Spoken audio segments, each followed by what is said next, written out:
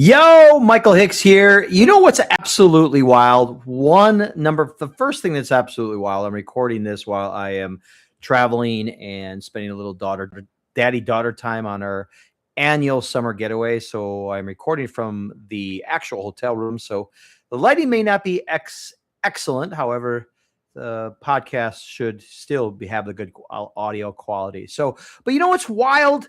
Here's what I'm going to tell you. Most men don't lose relationships or marriages in one big blow up. They don't lose their business in one bad quarter. They don't lose their body, their peace, their purpose in one particular moment. They lose it one unmade decision at a time. For example, you didn't crash the car, you just never got in it. So let me explain. And today I want to talk about something I've watched destroy more good men than addictions and then affairs and bankruptcy. I've watched it quietly not in marriages, not even in relationships, but stalled businesses, raise kids who don't respect their father and become maybe something went wrong along the way. Because here's the thing. You don't know how to make a decision. This is part one of a two-part series I'm calling Decision Debt. And by the end of these two episodes, you're going to understand why the one thing you call waiting or maybe even praying about or just needing more time might actually be the most expensive habit that's destroying your current life. So let's get into it. Let's learn how to live to thrive today. Here's the lie I need you to see today. I haven't decided yet feels neutral. And it is never, ever neutral. In fact, when you don't decide, your wife decides or your significant other decides how they feel about you. Your kids decide what they think a man is. Your business decides your bank account for you. The world doesn't pause because you did. Time doesn't hold its breath waiting on more clarity. It's still going to pass you by. I want you to think of a decision. In fact, I want you to think of a decision debt like financial debt. When you don't pay a bill, you don't just not pay. What happens? Interest occurs. And then silently, it compounds over and over. And then you don't see it happening day to day. However, on the day the statement comes, you're shocked at the number, right? So every decision you're avoiding right now, maybe it's the conversation that you're not having with someone. Maybe it's the job that you're not leaving. Maybe it's a relationship that you're in and you don't know how and what to do. Maybe it's the money conversation with your spouse you're not starting, or maybe it's that health thing that you're not getting checked out, or that business call that you're not making. It's not sitting still waiting for you. You know what it is? It's compounding you. It's compounding against you. And here's the part that stings the most, I feel. Most of us don't call it avoidance. We call it wisdom. I'm a better person when I wait. Well, I'm being patient. I'm waiting on God. I don't want to be reckless. I'm still praying about it. Sometimes maybe true. And I'm not going to sit here and tell you every pause is maybe cowardice. Let me grab a drink here. There is a real wisdom in seeking counsel. Let me explain. When you're in seasons of preparation, and yet, but I need you to be honest with yourself for a second about which one are you actually in. And here's why I asked you this. I've coached enough men and even women to know the difference between a man in a season of discernment and a man who has been discerning the same decision over the last 3 years. And one of those men is being led. The other one is hiding and calling it faith so he doesn't have to call out the fear. It's crazy, right? So I want to kind of paint a picture for you for a second. I want you to think about a guy that I worked with. I'm just going to call him D, the letter D. He's successful, runs his own company, provides well on paper, nothing wrong, right? You look at his resume, you're like, wow, this is a great human being. However, D had been thinking about leaving a business partnership that was draining him for about 2 years, I believe. 2 years of Sunday night dread. You get the feeling of the Sunday feelings? You know what I'm talking about? 2 years of coming home tight-jawed, short-tempered with his significant other, checked out with his kids, 2 years of like sitting there binging, putting on TV, checked out, 2 years of telling himself, next quarter or next year, or when I get to that one point or when that deal closes, I don't want it to blow up. And when I asked him what he was actually waiting for, you know what he said? This is going to blow your mind. He said, I guess I'm waiting to feel sure. So my response to him was, brother, you're never going to feel sure. Certainty is not coming to rescue you. The clarity you're praying for doesn't show up before the decision. It shows up after you make the move. That's the part nobody tells men. You think God or clarity or courage or whatever language you use is going to hand you a fully lit path before you make the first step. I got news for you, friends. It doesn't work that way. The light comes on, excuse me. The light comes on when your foot is already moving. Now, my client D didn't need more information. He had the information. What he needed was permission to stop calling his fear prejudice or prudence, I should say, not prejudice. Prudence is a way better word. So here's what I want to bring back to the framework. This isn't a productivity problem. This is what I would call an identity problem. And so many men and people in general feel this. And at Live to Thrive, everything comes back fold in 3 words. It's mind, body, and soul, but underneath there's an umbrella. It's identity, purpose, and restoration. And a decision debt always starts with an identity crack. And here's what I mean. If your identity is rooted in being right, you will delay every decision until you can guarantee the outcome, which means you're going to delay for the length of your life. And life doesn't come with guarantees, y'all. I know for a particular story that I maybe shared this already. I remember a gentleman that I used to coach against, and he was an educator, great dude. Him and his wife for a long time, excited about retirement, just wait a couple more years. And then something god awful happened to them. And they had these ideas and these plans of doing these things out of retirement. And then something happened.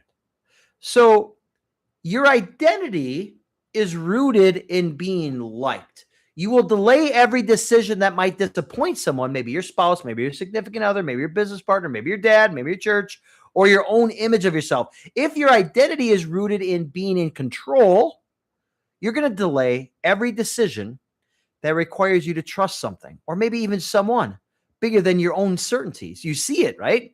The indecision isn't the root problem. It's actually the fruit of your labor. The root is, who do you believe you have to be in order to be safe? This is exactly why I built the CEO home framework the way I did. The CEO of a company doesn't wait for 100% certainty to make a call.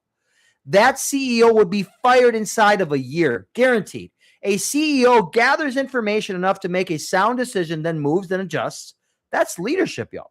And that's not recklessness. That's what I would call responsiveness. Now, however, most men were never taught to lead like that in their own home. We were honestly taught to keep the peace. Don't rock the boat. Don't be too much. So we default to this passive posture. And then we may even call it humility. However, God didn't design you to be passive in your household. He designed you to be the one who moves first. I'm reminded of a scripture. Joshua 24:15 says this. As for me and my house, framing or the parable of the talents, the servant who buried his one talent out of fear. Strong fit here, since it's literally a story about a man who didn't act because he was afraid, and it cost him everything he had. That servant didn't lose his talent because he had something evil with it. He lost it due to the fact that he did nothing with it out of fear. That's decision debt in a parable. Fear wearing the mask of caution. Does that make sense? So let's chat a little bit here about the decision debt actually costs, because I don't think men fully see the bill until it's laid out in front of them. And that's definitely me 101 here. So let's talk about in a relationship or a marriage for that matter. Your significant other or wife isn't looking for a man with all the answers. I'm just going to be really clear here. You know what she's looking for is a man who will move. Every time you say, I don't know, let's just wait, some part of her respect account gets a small withdrawn from. Stick with me here. Not that she's keeping score maliciously. It's that she was designed to feel safe behind a man who leads. So an indecision doesn't feel like safety. What it feels like is she's holding all of the weight alone. And when this is constantly compounded over and over, it's kind of like taking a little bit of a sliver and wedging it into the relationship. And again, I talked about the compound effect. When this constantly continues to happen, it creates this huge barrier. So that's indecision. Now let's talk about your kids for a second. They're building their entire definition off of manhood, of watching you. If what they watch is a dad who talks about big plans and never pulls the trigger, you are quietly training your son or your kid or your daughter to do the same thing, and training your daughter to accept the same pattern that a husband she may have one day. Think about that. So how are you leading the household? Let's talk about the business for a second. So every quarter, maybe you delay the hard call. Maybe inserting in an investment on a program or a coach that can absolutely change the trajectory of your outcome, or the employee you need to maybe let go of, or that partnership you need to build a better restructure with, or maybe the pivot you know you need to make, yet you're not preserving the options. And that's a bleeding situation that doesn't stop. It's kind of like you're bleeding a runway. So I want to talk about your purpose, your soul. This one really gets to me. Every unmade decision is a small vote for you don't trust yourself. And not only that, you don't trust God enough to move. And over time, that vote then becomes an identity. And I know this for a fact because I talk to men about this. You start to actually believe you're a man who cannot make a decision. You just cannot decide. That's real bankruptcy. That's not a business. That's not even a relationship. That's not even a marriage. You start believing the lie of who you are. So now, this may be a really short episode today. However, I know it's really meaningful and can drop a lot of quality bombs for you right here. So the next episode that I'm going to drop, I'm going to give you the how. All right? How I'll actually break down this decision. I'm not going to leave you with a diagnosis today. That's not the how I coach, and it's not how this podcast works. The podcast is going to drop the how in the next episode. So you got to listen to this one first before you can get into the next one, because I'm going to actually break down decision debt. How you tell the difference between real discernment and fear in a nice outfit. And I'm going to give to you the exact framework I walk my coaching clients through when they're stuck at this crossroads. In fact, the same way that I helped D with finally make the call that changed his business. It changed his outlook. It changed his marriage. It changed his honesty, and the way his kids looked at him by the time we were done was unbelievable. So the question that I have for you today, now don't answer this. I want you to do this in front of a mirror. What decision have you been praying about that you actually just maybe are afraid of? Sit with that for a second, right? Why? Why are you afraid of it? When you know it can build you the results that you need, yet you're afraid to make the step. Don't rush it. Or I should say, don't rush past it due to the fact that it's uncomfortable. You know, discomfort is a possibility of where you create change. The discomfort is the point of action that gets taken place that moves you forward with trajectory. Now, if this truly hits you, like it's hitting you in the chest because you may have decision debt for so many things. Maybe it's from a relationship. Maybe it's a direction in life and where you need to go. I don't know what to do. I'm at this crossroads. And I know for some of you, maybe this episode hits you because it maybe it made you feel convicted about doing something about it. And I want you to do two things before you hear this next episode. It's just two. Real simple. One, you need to send this episode to a man or someone in your life who needs to hear something like this. And don't call them out. Don't call them out. Just, hey, I really thought about you on this. I think this will really help you. The second thing, if you're sitting there right now and you know exactly which decision I'm talking about, the one you've been sitting on for months, maybe even years, that's not a coincidence. You're hearing this episode today. That's an invitation. This is exactly the kind of crossroads I walk men, women, relationships, couples. It's part of my coaching framework that I do. If you're done, I should say, paying interest on a decision you've already known you need to make, it's really simple. You can get started by simply having a conversation with me. The first thing I'll ask is you to fill out a questionnaire. And you can just Google LIV, the number 2 Thrive. And you can find me on Instagram. I'm coach_HicksMB on Instagram. Or if you just type in LIV, the number 2 Thrive, and then Michael Hicks, you'll pop up everywhere. And here's the difference. I'll help you. I'll help you tell the difference between a wisdom and fear. And then I'll help you decide where you need to move. Now, part 2 is going to drop in 7 days.